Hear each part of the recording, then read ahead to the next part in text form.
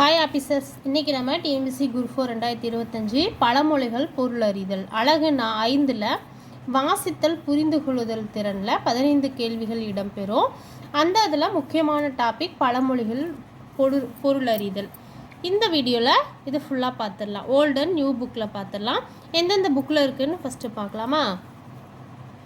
7th old book 3rd term page number 26, 9th old புக்கில் page number 29, 66, 100ல், 10th old புக்கில் page number 31, 85, 56, 103, 126, 147 ஆகிய பக்கங்கள்லாம் இருக்குது. 7th new புக்கில் page number 14, 15, 16, 17ங்கிற page நம்பர்களில் பார்க்கலாம்.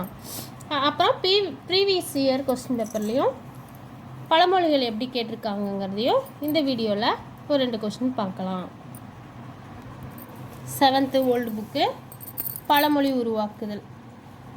பாருங்கள், டேஸ் மாதிரி கொடுத்தும் கேட்கலாம். கொடுக்கப்பட்டுள்ள சொற்களை பயன்படுத்தி பழமொழிகளை உருவாக்கணும்னு சொல்லியிருக்காங்க. தை, அகல, பருவத்தே, ஆடிப்பட்டம், விதை, செய், பயிர்னு சொல்லி தனித்தனியாக சொற்களை கொடுத்து பழமொழிகளை உருவாக்குங்கன்னு சொல்லி கொடுத்துட்டாங்க 7th புக்கு. ஃபஸ்ட்டு தை பிறந்தால் வழி பிறக்கும், அவங்க எக்ஸாம்பிள் கொடுத்துட்டாங்க. செகண்டு இதிலிருந்து நோயற்ற வாழ்வே குறைவற்ற செல்வம். குறைவற்ற வாழ்வே, செல்வம் எங்கே இருக்குது? செல்வம். நோயற்ற வாழ்வே குறைவற்ற செல்வம். இந்த மாதிரி மாற்றி மாற்றி வந்தாலும் நம்ம கரெக்டாக பழமொழிகளை உருவாக்கணும், பொருளும் அறிந்திருக்கணும்.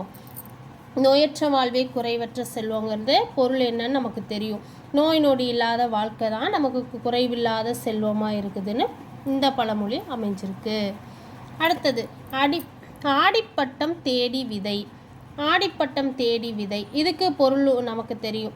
ஆடிப்பட்டம் ஆடி மாதத்தில் தான் தேடி அந்த மாதம் வரட்டும் அப்படின்னு சொல்லி சில விதைகளெல்லாம் விதைப்பாங்க. ஏன் அப்படின்னா அது ஒரு பருவ காலம், ஒரு குறிப்பிட்ட பயிர் செய்கிற பருவ காலம். அந்த டைமில் நம்ம செய்தால் அது சரியாக வளரும். அப்படிங்கிறதுனால தான் ஆடிப்பட்டம் தேடி விதை அப்படிங்கிற ஒரு இதில் சொல்லியிருப்பாங்கன்னு நினைக்கிறேன்.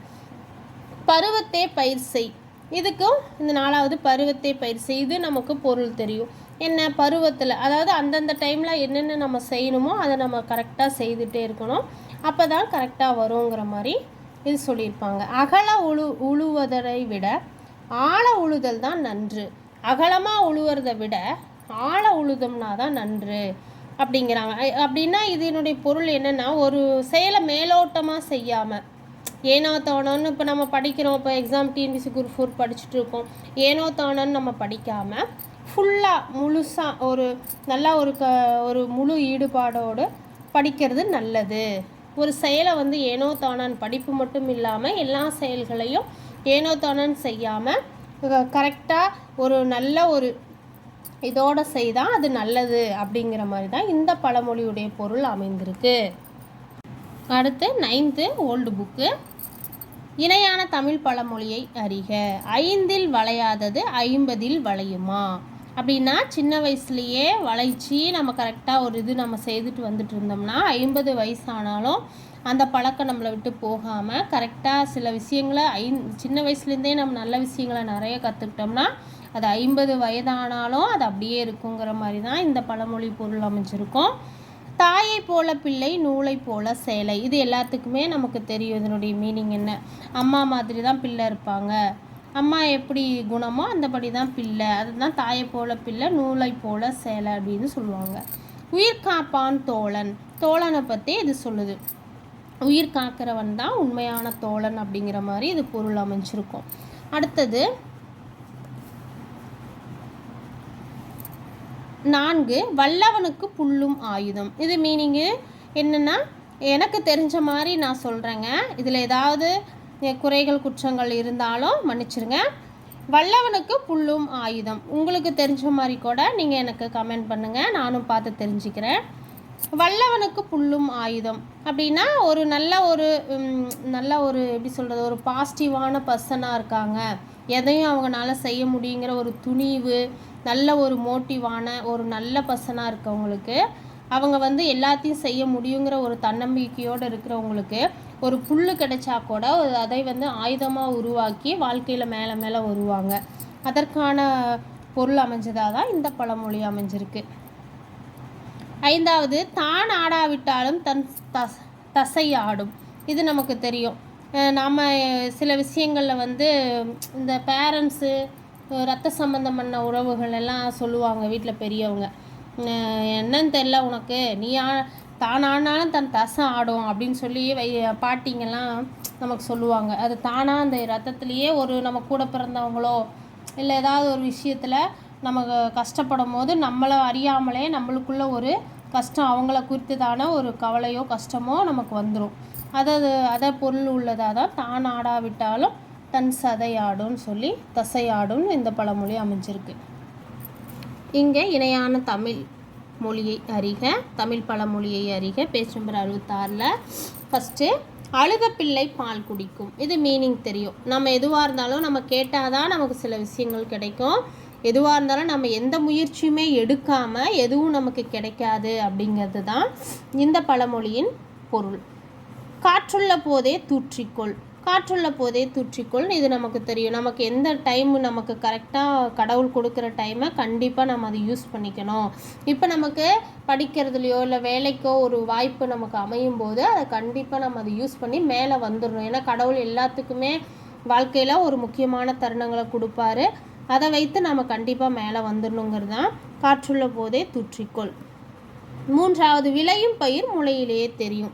இது என்னென்னா ஒரு சில குணங்கள் வந்து ஒருத்தர்கிட்ட இருக்கிற குணங்கள் வந்து சின்ன வயசில் இருக்கிற குணங்கள் தான் மேலேயும் வரும். அதனால் வந்து சின்ன வயசுலேயே நம்ம நல்ல விஷயங்களை நிறைய தெரிஞ்சுக்கிட்டோம்னா அது பயிராத அதாவது வளரும் போதும் அது யூஸ்ஃபுல்லாக அதே மாதிரி தான் இருக்குங்கிறது தான் சின்ன வயசுலேயே பார்த்து சொல்லுவாங்க.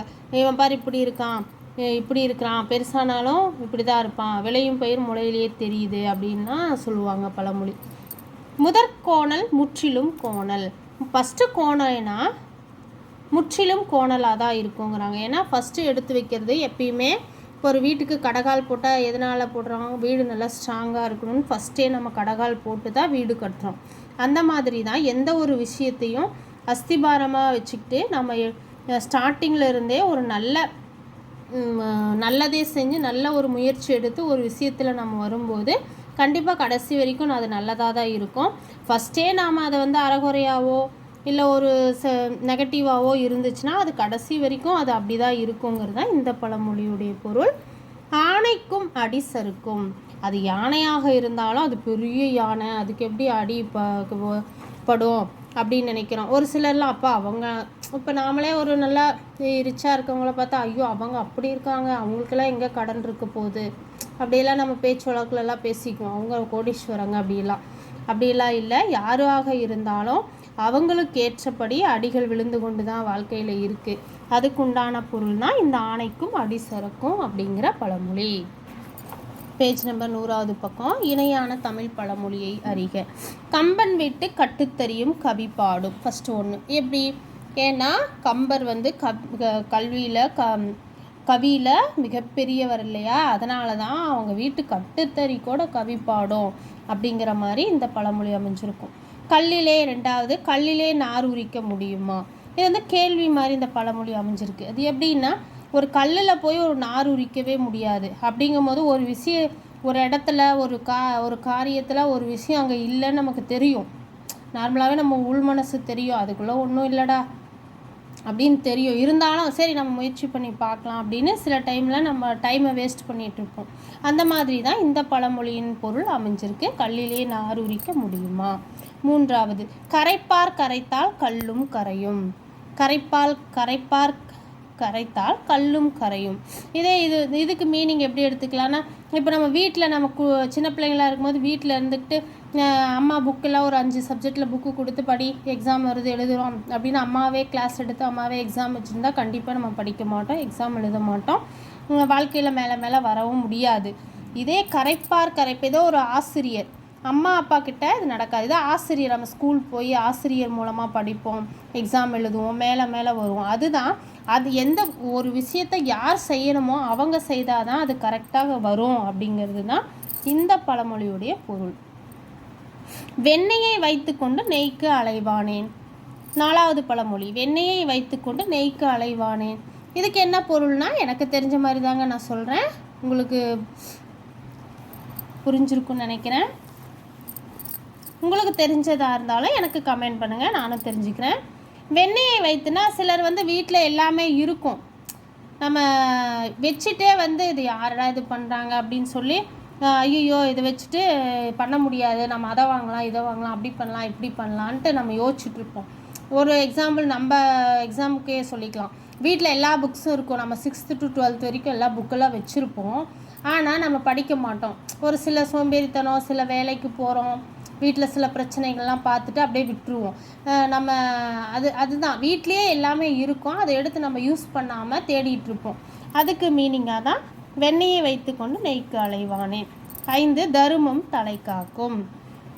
தர்மம் என்னைக்கும் தலை காக்கும். இது நமக்கு மீனிங் எல்லாத்துக்கும் தெரியும். இதில் ப்ரீவியஸ் கொஸ்டின் பேப்பரில் நான் பார்த்தேன், டேஸ் கொடுத்து கேட்டிருக்காங்க. அதாவது தர்மம் டேஸ் காக்கும், கரைப்பார் டேஸ் கல்லும் கரையும், இப்படி டேஸ் கொடுத்து கூட பழமொழி கேட்டிருந்தாங்க. அதனால் இதெல்லாம் வந்து நல்லா ஓரலாக டைம் இருக்கும்போது நோட்ஸும் எடுத்து வச்சுக்கோங்க. 9th புக்கு பார்த்துட்டோம். அடுத்தது 10th old book page number 31 இணையான தமிழ் பழமொழியை அறிக. ஹெல்த் இஸ் வெல்த், நோயற்ற வாழ்வே குறைவற்ற செல்வம். இது 7th புக்கில் பார்த்தோம். நோய் இல்லாத வாழ்க்கை தான் நமக்கு மிகப்பெரிய குறைவில்லாத செல்வமாக இருக்குதுன்னு சொல்கிறாங்க. இதனுடைய பொருள் அளவுக்கு மிஞ்சினால் அமுதமும் நஞ்சு.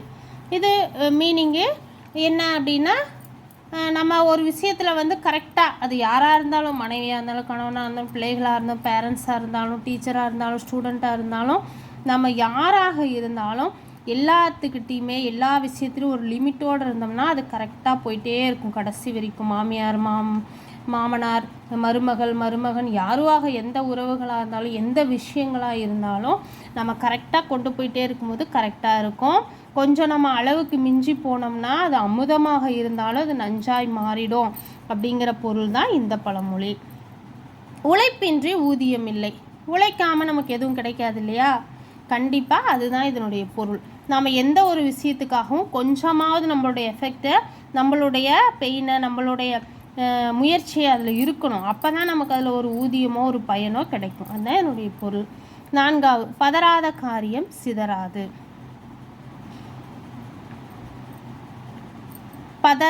பதறாத காரியம்னா பதறாமல் ஒரு காரியத்தை நம்ம செய்கிறோம், பதட்டமாக இல்லாமல் கரெக்டாக ஒரு யோசித்து பொறுமையாக செய்யும்போது அந்த காரியம் கண்டிப்பாக சிதறாதுன்னு சொல்லி இதனுடைய பொருள். அறிவே ஆற்றல். நமக்கு முக்கியமாக என்னதான் நமக்கு ஆற்றல் உடம்புல இருந்தாலும் மனசில் இருந்தாலும் நம்ம அறிவு தான் முக்கியமான ஆற்றல் நம்மளுக்கு அப்படின்னு சொல்லி இந்த பழமொழி நமக்கு சொல்லுது. 85 பேஜ் நம்பர். இணையான தமிழ் பழமொழிகளை அறிக. பணம் பத்தும் செய்யும். ஆமாம், இந்த பழமொழி நமக்கு மீனிங் தெரியும். பணம் இருந்தால் எல்லாமே வாங்கிடலாம், எல்லாமே பண்ணிடலாங்கிற நிலமை தான் இப்போ நம்ம உலகத்தில் இருக்கு இல்லையா, அதுதான் இதனுடைய பொருள். புலி பசித்தாலும் புல்லை தின்னாது. சிலர் வந்து என்னதான் வந்து என்ன கஷ்டம் இருந்தாலும் என்ன ஒரு வாழ்க்கையில் ஏதோ இருந்தாலும் சில விஷயங்கள் வந்து தப்பு பண்ணவே மாட்டாங்க. ஒரு சிலர்லாம் அப்படியே அவங்களுடைய நேர்மையில் கரெக்டாக இருப்பாங்க. ஒரு அரசாங்க அதிகாரிகளை எடுத்துக்கிட்டாலும் ஒரு சிலர் வந்து எதுவுமே ஒரு இது தப்போ இல்லை எந்த ஒரு கெட்ட விஷயங்களும் அவங்கக்கிட்ட இல்லாமல் கரெக்டாகவே இருப்பாங்க. அதனால தான் புலி என்ன தான் பசித்தாலும் புல்லையோ அல்லது கெட்டது எதுவும் செய்யாது அப்படிங்கிறது தான் இந்த பழமொழிக்கான பொருள். ஒற்றுமையே வலிமை. ஆமாம், நம்ம எப்பயுமே ஒற்றுமையாக இருக்கிறது தான் நமக்கு மிகப்பெரிய வலிமையாக இருக்கிறதுன்னு இந்த பழமொழி சொல்லுது. வெள்ளம் வரும் முன் அணை போட வேண்டும். அதாவது ஒரு விஷயம் நடந்ததுக்கப்புறம் ஐயோ இப்படி நடந்துருச்சே. இப்போ குரூப் 4 எக்ஸாம் என்ன ஜூலையில் வரப்போதா, ஐயோ நம்ம வந்ததுக்கப்புறம் இப்போயே இன்னும் 4 மாதம் இருக்குது, வந்ததுக்கப்புறம் நம்ம வந்து ஐயோ எக்ஸாம் வந்துருச்சு என்ன பண்ணுறதுன்னு தெரியாமல் இப்போ இருந்தே நம்ம படிக்க ஆரம்பித்தோம்னா கண்டிப்பாக நம்ம சக்ஸஸ் ஆகிடலாம், வெற்றி பெற்றுடலாம். அதுதான் ஒரு விஷயம் நடக்கிறதுக்கு முன்னாடியே அதுக்குண்டானதை நம்ம செஞ்சிடணும். வெள்ளம் வரும் முன் அணை போட வேண்டும். முயற்சி திருவினையாக்கும். எந்த முயற்சியுமே நம்ம செய்யாமல் நமக்கு நடந்துருங்கிறத விட முயற்சி நம்ம செய்யும்போது அது கண்டிப்பாக நமக்கு திருவினையாக தான் முடியுங்கிறது தான் இந்த பழமொழி நமக்கு உணர்த்துது. மொழியாக்கம். இணையான தமிழ் பழமொழிகளை அறிக. Page number 56. தனக்கு மிஞ்சி தான் தானமும் தர்மமும். 2வது பேராசை பெருநஷ்டமாக முடிஞ்சிரும்னு சொல்கிறாங்க. முல்லை முள்ளால் எடுக்கணும். ஒரு விஷயம் எதனால் அது இதாச்சோ அதனாலேயே தான் அதை சரி பண்ண முடியும். தான் எங்கே தொலைச்சோமோ அங்கே தான் தேடணும்லாம் சொல்லுவாங்கள்ல, அந்த மாதிரி தான். முல்லை முள்ளால் எடு. எளிய வலையானாலும் தனி வலையே சிறந்தது. நம்ம குட்டியாக இருந்தாலும் எந்த விஷயமா இருந்தாலும் நமக்குன்னு தனியாக எந்த பார்ட்னரும் இல்லாமல் நமக்குன்னு தனியாக அது செய்கிறது தான் நல்லது. குறை கூடம் கூத்தாடும். யாருமே ஒரு முழுசாக எல்லா அறிவையும் பெற்றவங்க மௌனமாக தான் இருப்பாங்க. சில இடங்கள்லாம் அவங்க டக் டக்குன்னு பேசவோ இல்லை ஏதோ ஒரு செய்யவும் மாட்டாங்க. அவங்க அதிகமாக அதாவது எல்லாம் நிறை உள்ளவர்கள் அப்படி தான் வாழ்வாங்க. இதே எதுவுமே இல்லாமல் கொஞ்சம் குறையோடு இருக்கிறவங்க தான் நான் அப்படி இப்படின்னு சொல்லி ஓரளவுக்கு நம்ம பார்க்குற இடத்துலலாம் நமக்கே தெரியும். அதுதான் குறைகுடம் தான் கூத்தாடும், நிறைகுடம் கூத்தாடாது. அதை பற்றியதான உயர்ந்த மனிதர்களை பற்றியும் தான் இந்த பழமொழி உணர்த்துகிறது. அடுத்தது பேஜ் நம்பர் 103. ஃபஸ்ட் ஒன்று, முடவன் கொம்புத்தேனுக்கு ஆசைப்படலாமா. நமக்கு எது கடவுள் கொடுத்துருக்காரோ அதை வச்சு தான் நம்ம இருக்கணும். அதை விட்டுட்டு எனக்கு நான் அதை விட பெருசாக வேணும், அது வேணும், இது வேணும்னு நம்ம ஆசைப்படலாமா அப்படிங்கிற மாதிரி தான், நமக்கு ஏற்ற மாதிரி தான் வாழணுங்கிற மாதிரி இந்த பழமொழி அமைஞ்சிருக்கு. அடிமேல் அடி அடித்தால் அம்மியும் நகரும். இது போன டைம் ஒரு இதில் புக்கில் பார்த்தோன்னா 9th புக்கில் கரைப்பார் கரைத்தால் கல்லும் கரையும், அந்த மாதிரியே தான் இதுவும். அடிமேல் அடி அடித்தால் அம்மியும் நகருங்கிறது தான் இதனுடைய மீனிங். யானைக்கும் பானைக்கும் சரி. இது கரெக்டாக எனக்கு மீனிங் தெரியல. யானைக்கும் பானைக்கும் சரி. இது உங்களுக்கு ஏதாவது இந்த பழமொழியுடைய பொருள் தெரிஞ்சால் எனக்கு கமெண்ட் பாக்ஸில் கமெண்ட் பண்ணுங்கள். செய்யும் தொழிலே தெய்வம். இது தெரியும். நம்ம எந்த தொழில் செய்தாலும் அது தெய்வமாக தான் நம்ம பார்த்து தொழில் செய்துட்ருக்கோம். அப்படி தான் செய்யணும்னு சொல்கிறாங்க. காலம் பொன் போன்றது. காலத்தை இப்போ நேற்று போன நாளை நம்ம என்றைக்கு இருந்தாலும் மறுபடியும் திரும்ப வரவே வராது. அதனால் இருக்கிற காலத்தை நம்ம பிரயோஜனம் உள்ளதாக மாற்றிக்கணும். இருக்கிற நேரத்தையும் காலத்தையும் நம்ம வாழ்க்கையில் பிரயோஜனம் உள்ளதாக மாற்றிக்கணுங்கிற மாதிரி தான் இந்த பழமொழியின் பொருள் அமைந்துள்ளது. காலம் பொன் போன்றது. ஃபஸ்ட்டு, இனம் இனத்தோடு தான் சேரும். அப்படின்னா ஒரு இதுன்னா அது அவங்களோட தான் சேருவாங்க அப்படின்னு சொல்லுவாங்க. வீட்டில் எலி வெளியில் புலி. வீட்டில் ஒரு மாதிரி இருப்பாங்க, வெளியில் ஒரு மாதிரி இருப்பாங்க. நடிக்கிற மாதிரி கூட இதை எடுத்துக்கலாம். அந்த மாதிரி இந்த பொருள் அமைச்சிருக்கு. தோல்வியே வெற்றிக்கு அடிப்படை. தோல்வி வந்துருச்சுங்கிறதுனால நம்ம வீட்டில் முடங்கி இல்லாமல் தோல்வி வந்துருச்சு அடுத்தது நமக்கு வெற்றி தான் அப்படின்னு நம்ம ஓடணும்னா கண்டிப்பாக நமக்கு வெற்றி கிட்டும் அப்படிங்கிறது தான் இந்த பழமொழியுடைய பொருள். கல்வி கரையில் கற்பவர் நாள் சில. இதுக்கும் எனக்கு மீனிங் சரியாக தெரியல. இது கமெண்ட் பாக்ஸில் உங்களுக்கு தெரிஞ்சால் கமெண்ட் பண்ணுங்கள். ஆழம் அறியாமல் காலை விடாதே. ஒரு விஷயம் எவ்வளோ ஒரு கஷ்டம்னு தெரிஞ்சுக்கவோ அதில் நன்மையும் தீமையும் எவ்வளோன்னு தெரிஞ்சுக்கிட்டு அதை நாம் செய்கிறது தான் நல்லது. அந்த தான் இந்த பழமொழி நமக்கு உணர்த்தது. ஆழம் அறியாமல் காலை விடாதே. இணையான தமிழ் பழமொழிகளை அறிக. Page number 147. நாம் ஒன்று நினைக்க தெய்வம் ஒன்று நினைக்கும். ஆமாம், நாம் ஒன்று நினைப்போம், ஆனால் அது நடக்காது. தெய்வம் ஒன்று நினைக்கும் அப்படிங்கிற மாதிரி சில நம்ம பேசிகிட்டு இருக்கும்போதே சொல்லுவோம். நான் ஒன்று நினச்சேன், கடவுள் ஒன்று நினச்சிட்டாரு அப்படிம்போம். எதிர்பாராதது நடக்கிறது தான் இந்த பழமொழியுடைய பொருள். காற்றுள்ள போதே தூற்றிக்கொள். 2வது, அதான் நம்ம ஏற்ற காலத்தில் எப்போ எது செய்யணுமோ அதை கரெக்டாக செஞ்சிட்டோம்னா நம்ம வாழ்க்கையில் கண்டிப்பாக உயர்வு இருக்கிறங்கிற மாதிரி தான் இந்த பழமொழி பொருள். பழக பழக பாலும் புளிக்கும். அதான் அளவுக்கு மிஞ்சினால் அமிர்தமும் நஞ்சு மாதிரி தான். அதற்குண்டான ஒரே பொருள் தான் இதுவும். பழக பழக பாலும் புளிக்கும். அரசன் அன்று கொள்வான், தெய்வம் நின்று கொள்ளும். இது பொறுமையை குறிக்கிற மாதிரி இருக்கு இந்த பழமொழி. அகத்தின் அழகு முகத்தில் தெரியும். இது நமக்கு தெரியும். என்னதான் நம்ம மனசில் இதாக இருந்து மேலே முகத்தில் காட்டினாலும் கண்டிப்பாக முகத்தை வச்சே தெரிஞ்சிடும் நாம் எப்படிப்பட்ட பர்சன் அப்படின்ட்டு. அதுதான் அகத்தின் அழகு முகத்தில் தெரியும். 172. மின்னுவதெல்லாம் பொன்னல்ல. ஒருத்தர் யாரையுமே ஆளை பார்த்து நம்ம எடை போடவே முடியாது இல்லையா. அவங்க கிட்ட பழகினாதான் ஒருத்தரை பற்றி நமக்கு தெரியும். ஒருத்தர் அவங்களோட உடைகளையோ அவங்களுடைய நடையோ வைத்து நம்ம யாரையுமே எடை போட முடியாது. அதுதான் மின்னுவதெல்லாம் பொன்னல்ல. வாய் விட்டு சிரித்தால் நோய் விட்டு போகும். இது வாய் விட்டு சிரிக்கணும், நல்லா சந்தோஷமாக இருக்கும்போது நமக்கு எந்த நோயும் அணுகாது அப்படிங்கிற மாதிரி தான் இந்த பழமொழி அமைஞ்சிருக்கு. குறைக்கின்ற நாய் கடிக்காது. நாம் அதிகமாக வாய் பேசிகிட்டே இருக்கும்போது சில இதெல்லாம் நம்ம இழந்துருவோம். அதாவது அதிகமாக பொறுமையை விட்டுட்டு பொறுமையாக இருக்காமல் சில விஷயங்களை நம்ம அவசரப்பட்டு பேசுகிற மூலமாக சில விஷயங்கள் நம்ம இழக்கக்கூட நேரிடலாம். அதை அச்சீவ் பண்ண முடியாமல் போயிடலாம். அதுதான் குறைக்கின்ற நாய் கடிக்காது. சிறு துரும்பும் பல்குத்த உதவும். சிறு துரும்பு சின்னதாக இருந்தாலும் அது நமக்கு ஒருத்தர் சின்னவங்களாக இருந்தாலும் அவங்க நம்மளுக்கு என்றைக்காவது உதவுவாங்க. நமக்கு அவங்க தேவையுள்ளவர்களாக இருப்பாங்க. ஒரு வீட்லேயே எடுத்துக்கிட்டாலும் நம்ம சின்ன ஒரு பொருள் வச்சுருந்தாலும் அது நமக்கு என்றைக்காவது ஒரு நாள் உதவும். யாரையுமே எதையுமே நம்ம உதாசீனமாக படுத்திடக்கூடாது அப்படிங்கிற மாதிரி தான் இந்த பழமொழி நமக்கு அமைஞ்சிருக்கு. இதனுடைய பொருள் காலத்தை கடமையை செய், அதான் காற்றுள்ள போதே தூற்றிக்கொள் மாதிரி தான் அதனுடைய பொருளே தான் இதுக்கும் வரும். காலம் இருக்கும் போதே நம்ம கரெக்டான நம்முடைய கடமைகளை எல்லாம் செய்யும்போது நம்ம வாழ்க்கையில் நல்லதே நடக்குங்கிற மாதிரி தான் காலத்தை கடமையை செய், காலம் இருக்கும் போதே கடமைகளையும் நன்மைகளையும் செய்யணுங்கிறது தான் இந்த பழமொழியுடைய பொருள். இணையான தமிழ் பழமொழிகளை அறிக. 201 உயிர் கொடுப்பான் தோழன். இது ஏற்கனவே பார்த்தோம்.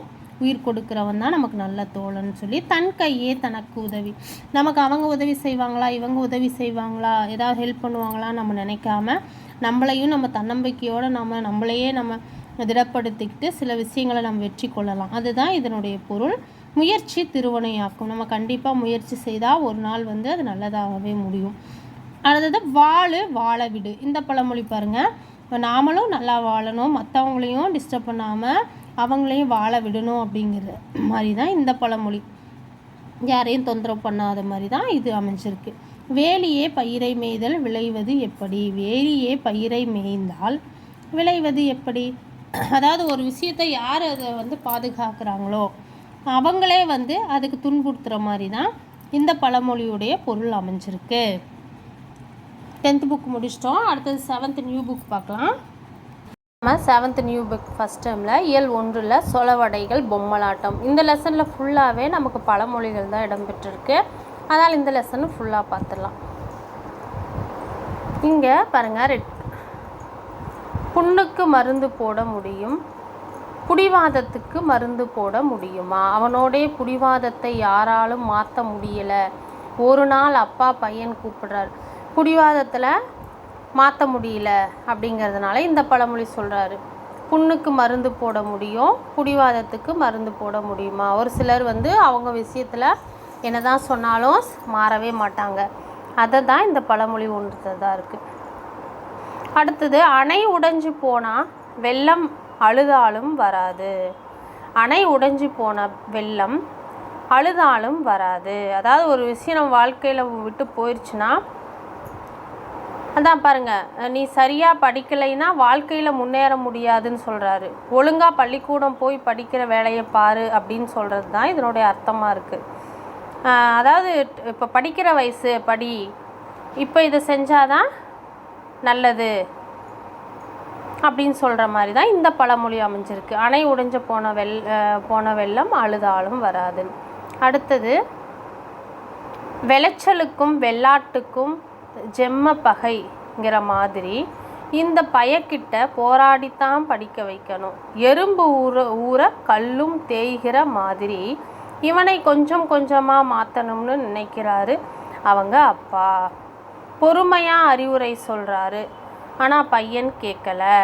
இதுதான் விளைச்சலுக்கு வெள்ளாட்டுக்கும் ஜென்ம பகை அப்படிங்கிற மாதிரி இவனுக்கு படிப்பே வரமாட்டேங்குது. இந்த பையன்கிட்ட அவங்க அப்பா எத்தனை தடவை சொன்னாலும் இவன் கேட்க மாட்டேங்கிறான், எப்படியாவது படிக்க வைக்கணும் அப்படிங்கிற மாதிரி தான் அதை செய்கிறாரு. எறும்பு ஊற கல்லும் தேயும். கொஞ்சம் கொஞ்சமாக அவன் மனசை மாற்ற பார்க்குறாரு. டெய்லி சொல்லிகிட்டே இருக்கும்போது அது ஒரு நாளாவது யோசிப்பான் அப்படின்னு கொஞ்சம் கொஞ்சமாக அவனை மாற்ற பார்க்குறாருங்கிற மாதிரி தான் இதனுடைய பொருள் அமைஞ்சிருக்கு. அடுத்தது உழைக்கிற மாடு தான் ஊருக்குள்ளே விலை போகும். நீ படிக்காலைன்னா ஊரில் யாரும் மதிக்க மாட்டாங்க, அதனால் நீ பள்ளிக்கூடம் போய் நல்லா படிச்சுக்கோ அப்படிங்கிற மாதிரி அம்மா சொல்கிறாங்க. உழைக்கிற மாடு தானே ஊருக்கு விலை போகும். நல்லா படித்து நம்ம ஒரு நல்ல வேலையில் இருக்கோம், நல்ல ஒரு அந்தஸ்தில் இருக்கும்போது தான் நம்மளை மதிப்பாங்க.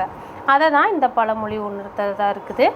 அப்புறம் அடைமலை விட்டாலும் செடி மலை விடாது மாதிரி அப்பா விட்டாலும் அம்மா விட மாட்டாங்க போல இருக்குன்னு நினச்ச பையன் பள்ளிக்கூடத்துக்கு போகிறான்.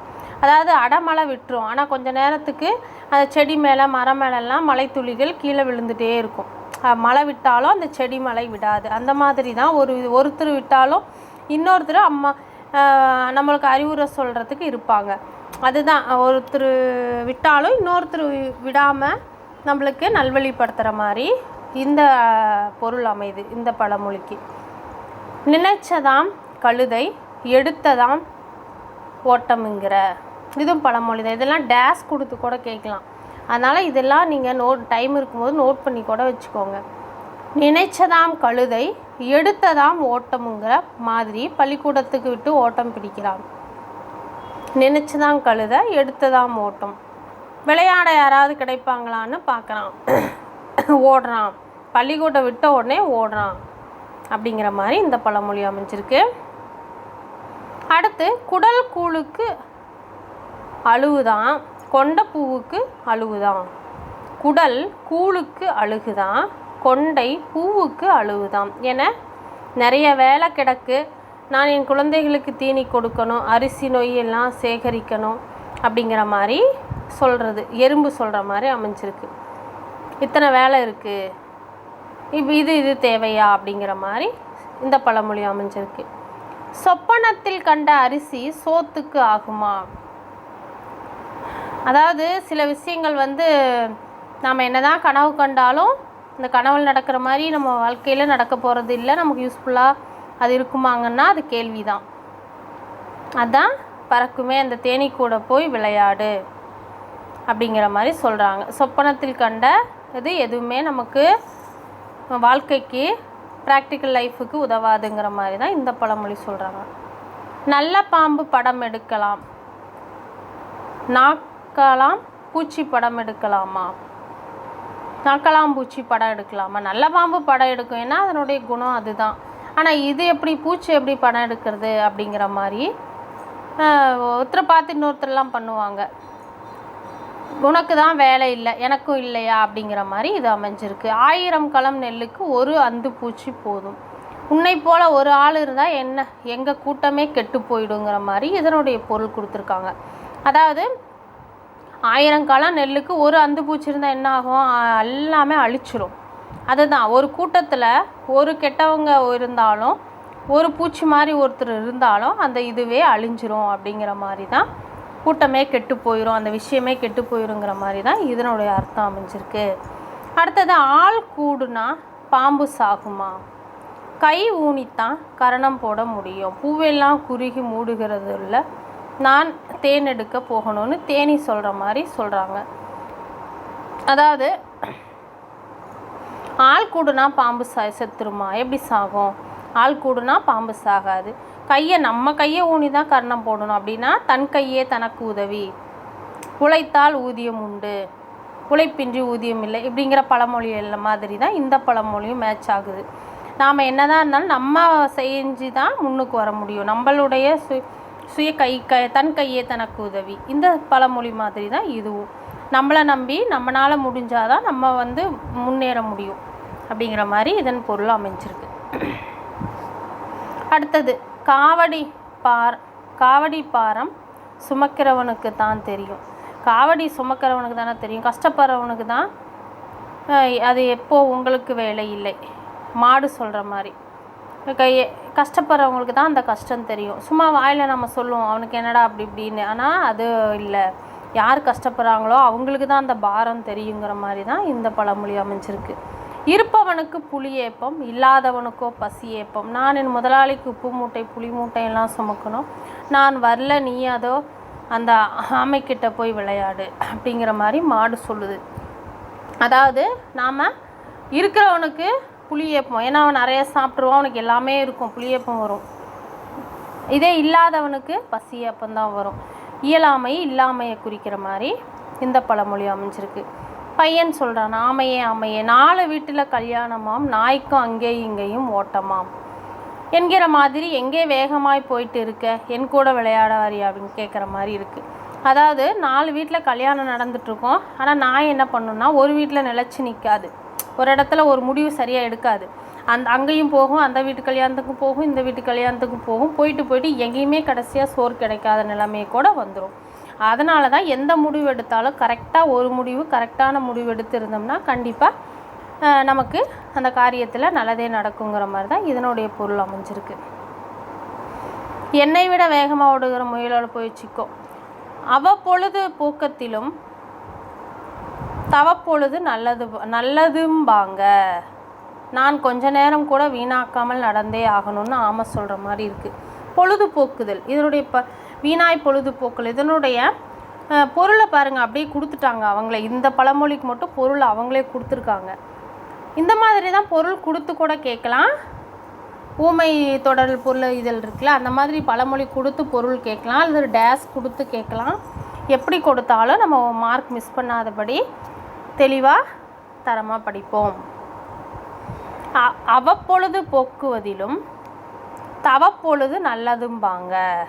அவ்வப்பொழுது போக்குவதிலும் தவப்பொழுது நல்லதும்பாங்க. இதனுடைய பொருள் என்னன்னா வீணாய் பொழுதுபோக்குதல்.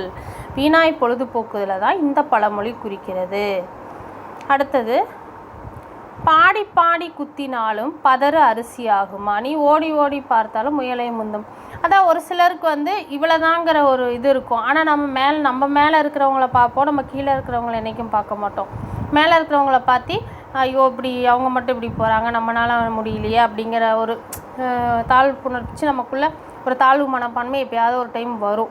அதுதான் நமக்கு என்ன வருதோ அதை நம்ம கரெக்டாக செஞ்சோம்னா போதுங்கிற மாதிரி தான். என்ன தான் பதற நாம் குத்திக்கிட்டே இருந்தாலும் அது அரிசி ஆகாதுங்கிற மாதிரி இந்த பழமொழி அமைஞ்சிருக்கு. அதிர அடித்தா உதிர விளையும், அது மாதிரி முயற்சி செஞ்சால் எல்லாம் முடியும். இது மீனிங் பாருங்கள். அதிர அடித்தா உதிர விளையும், இது ஒரு புதுசாக இருக்குது. முயற்சி செய்தால் முயற்சி திருவனையாக்கும், இந்த மாதிரியோட தான் இந்த பழமொழியும் ஒத்து போகுது.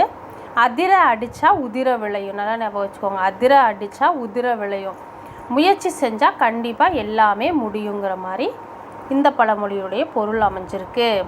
அடுத்தது, குத்துக்கல்லுக்கு என்ன குளிரா வெயிலாங்கிற மாதிரி கவலையாக இல்லாமல் படுத்திருக்கியே. குத்துக்கல்லுக்கு என்ன குளிரா வெயிலாங்கிற மாதிரி அப்படின்னா, ஒருத்தர் எதுவுமே செய்யாமல் குத்துக்கல் மாதிரி இருக்கிறவங்களுக்கு குளிராக இருந்தானே வெயிலாக இருந்தானே அவங்க எப்பயும் ஒரே மாதிரி தான் இருக்க போகிறாங்க, எந்த முயற்சியும் செய்யாமல் அப்படியே தான் இருக்க போகிறாங்க. அதை மாதிரி தான் இந்த பொருள் அமைஞ்சிருக்கு. அகழியில் விழுந்த முதலைக்கு அதுவே சொர்க்கம்னு சொல்கிற மாதிரி, நெல்லில் படுத்த தூங்கினால் போன தடவை ஆமையிடம் தோற்று போயிட்டேன். அதாவது அகழியில் விழுந்த முதலைக்கு அதுவே சொர்க்கம். ஒருத்தருக்கு எதுவுமே இல்லாதவங்களுக்கு, பசியோடு ரொம்ப கஷ்டப்படுறவங்களுக்கு ஒரு ரொட்டியோ இல்லை நம்ம ஏதோ ஒன்று கொடுக்கும்போது அதுவே அவங்களுக்கு சொர்க்கமாக இருக்கும். ரொம்ப பசிக்கிறவங்களுக்கு, நாமளே ரொம்ப பசியாக இருக்கும்போது உப்பே இல்லாமல் சாப்பாடு சாப்பிட்டோம்னாலும் அது நமக்கு சொர்க்கமாக இருக்கும், ரொம்ப டேஸ்ட்டாக தெரியும். அந்த மாதிரி தான் இந்த பழமொழி அமைஞ்சிருக்கு. அகழியில் விழுந்த முதலைக்கு அதுவே சொர்க்கம். அடுத்தது கீழே, கார்த்திகை மாதம் பிறைய கண்ட மாதிரி விளையாட ஆள் கிடச்சதுன்னு நினச்ச அந்த குட்டி குடித்தவர் மேலே ஏறி குதித்து விளையாடு. அதாவது கார்த்திகை மாதம் பிறைய கண்ட மாதிரி, கார்த்திகை மாதம் பிற தெரியாத மாதிரி, அதாவது நடக்காத ஒரு விஷயம் நடந்தால் எவ்வளோ சந்தோஷமாக நமக்கு இருக்குமோ அதுதான் சந்தோஷத்தையும், ஒரு எதிர்பாராத ஒரு விஷயம் நல்லது நமக்கு நடக்கிறதையும் குறிக்கிற மாதிரி தான், அதனுடைய பொருள் மாதிரி தான். கார்த்திகை மாதம் பிறைய கண்டால் நம்ம எவ்வளோ சந்தோஷமாக பூரிப்பாக வியப்பாக இருப்போமோ அதை தான் இது குறிக்குது. அதை விட்டாலும் கதி இல்லை, அப்பால போனாலும் விதி இல்லைன்னு நினச்சி, அதாவது அதை விட்டாலும் கதி இல்லை, அப்பால போனாலும் விதி இல்லை, அதை நினச்சி தட்டி போட்ட ரொட்டிக்கு புரட்டி போட ஆள் இல்லாமல் இருக்கும். உனக்கு தான் வேலை இல்லைன்னா நாங்கள் பாடுபட்டு சேர்த்து வச்ச பொருளையெல்லாம் இப்படி போட்டு உடைச்சிட்டியே, வீணாக்குதல். அதை விட்டாலும் கதி இல்லை, அப்பால போனாலும் விதி இல்லைங்கிற மாதிரி, எங்களுக்கு இதுதான் வேலை, நாங்கள் இப்படி தான் இருக்கிறோங்கிற மாதிரி இருக்கிறாங்க. தட்டி போட்ட ரொட்டிக்கு புரட்டி போட ஆள் இல்லாமல் இருக்கும். அதாவது பாதி முடிஞ்சு, ஒரு சிலர் சொல்லுவாங்க கை கெட்டினது வாய் கெட்டல அப்படிங்கிற மாதிரிலாம் சொல்லுவாங்கள்ல, அந்த மாதிரி பாதியிலே நிற்கிறது, பாடுபட்டு சேர்த்து வைக்கிறதெல்லாம் வீணாக்காமல் இருக்கணும் அப்படிங்கிற மாதிரி இந்த பழமொழி அமைஞ்சிருக்கு. அடுத்தது கீழே கதை சொல்லி, அள்ளுறவன் பக்கத்தில் இருந்தாலும் கிள்ளுறவன் பக்கத்தில் இருக்கக்கூடாது அப்படின்னு வழி பொறுக்க முடியாத கத்திட்டு ஓடுறான். பூச்சியெல்லாம் கோபத்தோட தன் கையில். இது எப்படின்னா, அள்ளுறவன் பக்கத்தில் இருந்தாலும் கிள்ளுறவன், அதாவது நம்ம கொஞ்சம் நம்மக்கிட்ட இருந்து வாங்கிட்டு போகிறவங்க கிட்ட இருந்தாலும் நம்மளை கஷ்டப்படுத்துகிறாங்க, கிள்றதுன்னா நம்மளை துன்புறுத்துறவங்க கிட்ட இருக்கவே முடியாதுங்கிற மாதிரி தான் இந்த பழமொழி பொருள் அமைஞ்சிருக்கு. அமாவாசை இருட்டில் பெருச்சாலைக்கு போன இடமெல்லாம் வழிதான், அதாவது என்கிற மாதிரி காட்டுளவும் மேட்டுளவும் ஏறி விழுந்து வீட்டுக்கு ஓடி வந்து சேருவேன். அமாவாசை இருட்டில் ஒன்றுமே தெரியாது. ஆனால் பெருச்சாளிக்கு போன இடமெல்லாம் வழியாக தெரியும். அதுதான், நம்ம கண்ணை மூடிட்டு எது செஞ்சாலும் நமக்கு எல்லாமே நல்லதாக தான் தெரியும். அந்த மாதிரி தான் இந்த பழமொழி அமைஞ்சிருக்கு. அடுத்து நம்ம PYQ கொஸ்டின் பார்க்கலாம். சரியான சொல்லை இட்டு நிரப்பி பழமொழியை நிறைவு செய்க. எப்படி கேட்டிருக்காங்க பாருங்கள். கந்தை டேஸ் கசக்கி கட்டு, கூழ் டேஸ் குளித்து குடி. சரியான சொல்லை இட்டு நிரப்பி பழமொழிகளை நிறைவு செய்க. கந்தை கீழே ஆப்ஷனில் பாருங்கள். கந்தையானாலும் கசக்கி கட்டு, கூழானாலும் குளித்து குடி. இதுதான் கரெக்டான ஆன்சர். இந்த மாதிரி டேஸ் கொடுத்தும் கேட்கலாம். அதனால் எப்படி கொடுத்தாலும் நம்ம கரெக்டாக எழுதுகிற மாதிரி தயாராக இருக்கலாம். அடுத்தது 34 பாருங்கள். பழமொழிகள். ஏழை பணக்காரன். வேறுபாடு அறிய உதவும் பழமொழி எதுன்னு கேட்டிருக்காங்க. இப்படியும் இடம்பெறும். ஏழை பணக்காரன் ஒரு 2 விஷயத்தை கொடுத்து வேறுபாடு அறிய உதவும் பழமொழி என்ன, இந்த பழமொழியில் ஒற்றுமையை அறிய உதவும் பழமொழி எதுன்னு கூட கேட்கலாம். இதில் ஆன்சர் இருப்பவனுக்கு புளியேப்பம். இப்போ தான் நம்ம 7th புக்கில் பார்த்தோம்ல, 7th நியூ புக்கில் பார்த்தோம். அந்த பழமொழி தான் இடம்பெற்றிருக்கு பாருங்கள். அதனால் பழமொழிகள்லாம் நல்லா கரெக்டாக பார்த்து டைம் இருக்கும் போது நோட் பண்ணி வச்சுக்கோங்க ஆஃபீஸர்ஸ். இது கரெக்டான விடை. இருப்பவனுக்கு புளியேப்பம், இல்லாதவனுக்கு பசியேப்பம். விடை இருப்பவனுக்கு புளியேப்பம், இல்லாதவனுக்கு பசியேப்பம். இந்த பழமொழி ஏழை பணக்காரனுடைய வேறுபாடுகளை அறிய உதவும் பழமொழியாக இருக்குது. இந்த மாதிரி வேறுபாடுகள், ஒற்றுமை, முயற்சி, இந்த மாதிரி எல்லாம் கொடுத்து பழமொழிகள் கரெக்டாக இந்த மாதிரி ஆப்ஷனில் கேட்க இந்த 2 பழமொழி நமக்கு யூஸ்ஃபுல்லாக இருக்குது. இந்த 2 கொஸ்டினும் ப்ரீவியஸ் இயர் கொஸ்டின் தான். அடுத்த முக்கியமான வீடியோவில் பார்க்கலாம். நன்றி, வணக்கம்.